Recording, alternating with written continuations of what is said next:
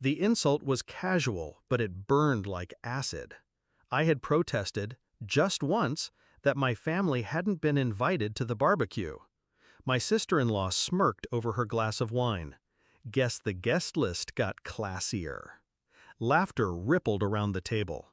My husband didn't even flinch. He just snapped, "Don't like it? There's the door." So I stood up, and the next morning, I left.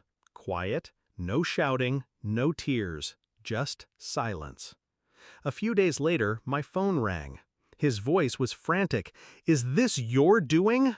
When we met, he promised partnership, equality, a marriage built on respect. I believed him, naively, blindly. But slowly he chipped away at me. Little things at first, jokes at my expense, dismissing my opinions, turning my in-laws' sneers into private jokes between us. I told myself it was stress, work, family pressure, excuses stacked like sandbags against a storm I didn't want to see. Until that barbecue. Until his words sealed the truth. I wasn't his partner. I was his punching bag, socially, emotionally, financially. And I wasn't going to be anymore. When I left, I didn't slam doors. I took my time. While he slept, I copied files from his laptop. Bank statements, contracts, messages with my sister-in-law, mocking me, planning trips with money siphoned from our joint account. That's when it clicked. The inheritance my parents left me, the money I trusted him to manage, it was gone. Moved into shell accounts under his name. It wasn't just betrayal of the heart, it was theft. And I don't forgive theft. I didn't scream, I didn't confront, I didn't beg for answers. I planned. I hired a lawyer, a quiet, ruthless one. We built a case. Every transfer, every hidden account, every message. A trail of digital fingerprints pointing to him. At the same time, I played the dutiful wife from a distance. Polite texts, empty pleasantries, enough to keep him blind.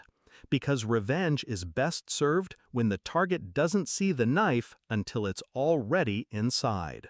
Step 1, freeze the accounts. I had proof the money was mine. One court order, and suddenly his fun money vanished. Step 2, the house. Legally, half of it was mine. My lawyer filed for an injunction. He couldn't sell, couldn't refinance, couldn't touch it without my signature. Step 3, exposure. I didn't need to scream to his family what he'd done. I just mailed them copies of the bank records. His father, a man obsessed with reputation, was the first to call me. His voice was cold, almost apologetic. My husband's kingdom began to collapse piece by piece, and I didn't lift a finger. Not visibly. The phone call came 3 days later. His voice cracked with desperation. "Is this your doing?" I let silence stretch, the kind that gnaws at nerves. "Yes," I finally said, calm, precise, like a verdict. "You ruined me!" he shouted. "No," I corrected. "You ruined yourself. I just made sure everyone saw it." The weight of my words settled over him. I could hear it in his breathing, the realization that I'd been steps ahead all along. For once, he wasn't the one with control. He was the one left standing in the wreckage. By the end of the week, he had nothing. No access to my inheritance, no house to leverage, no family to back him. Even my sister-in-law, his ally, turned on him once the money dried up. I didn't need to scream, didn't need to throw plates or beg for apologies. My silence was enough. My planning was enough. They had laughed at me around that table, treated me like I was disposable. Now he knew the truth. I don't shout. I don't beg. I erase. So when he asked, "Is this your doing?"